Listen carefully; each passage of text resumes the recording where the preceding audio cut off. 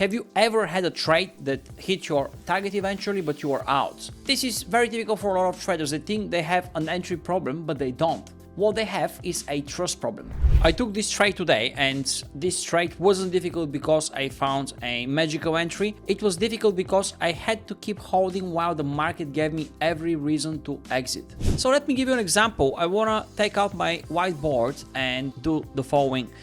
Most traders think profitability is made here, but it actually happens here. This is called profit ceiling, and everyone has one. Some people can hold beyond 2R, some panic at 3R, and others are taking profits at 5R.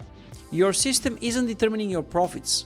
What does is your comfort zone. And here is the trade from this morning. This was a 10R Nasdaq trade. So what actually changed between 2R and 10R? And this is where most people exit. So what really changed? Nothing, because the market didn't suddenly become easier. Only the traders' discomfort increased. This is why chasing a higher win rate often makes things worse. Because if you're conditioned to bank small profits, you would never let the occasional huge winner pay for all of the losers. So the goal isn't to become better at predicting markets. Nobody can.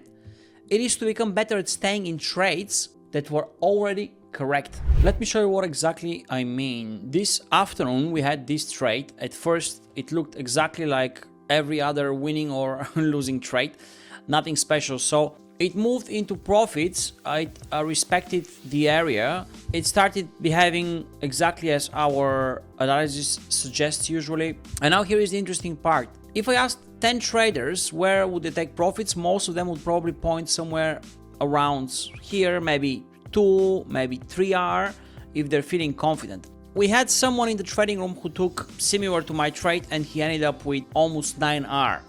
So even for someone using this system, it's sometimes, especially if you're new to it, hard to take 10R or 20 or more, depending on the market. So to be honest, that's exactly what most traders do. Traders that have no experience with asymmetric trading, not because the market tells them to, but because their emotions do.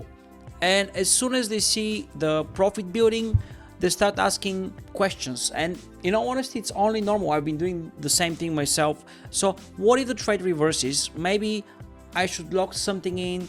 I've got traders asking me, what about taking partial profits at certain levels? Yeah, but you're actually eating your profit, so that's not a great idea to do so. So once you're initially de-risk the trade, then just let it run.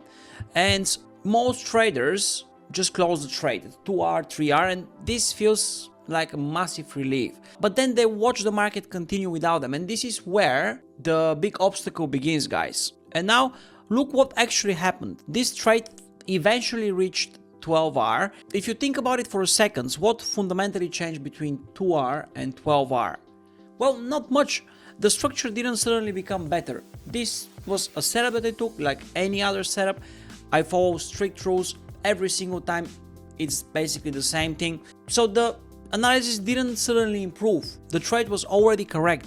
The only thing that changed was the trader's comfort level, as I keep on repeating. And that's why I often say that every trader has what I call a profit ceiling. And in most cases, this is just subconsciously working against you. For some people, this might be 1R, for others, 2R, and some traders, they might even hold until 5R. So very few are comfortable letting a trade reach 10R or more. But this is where the money is made, and this is where your edge starts playing out.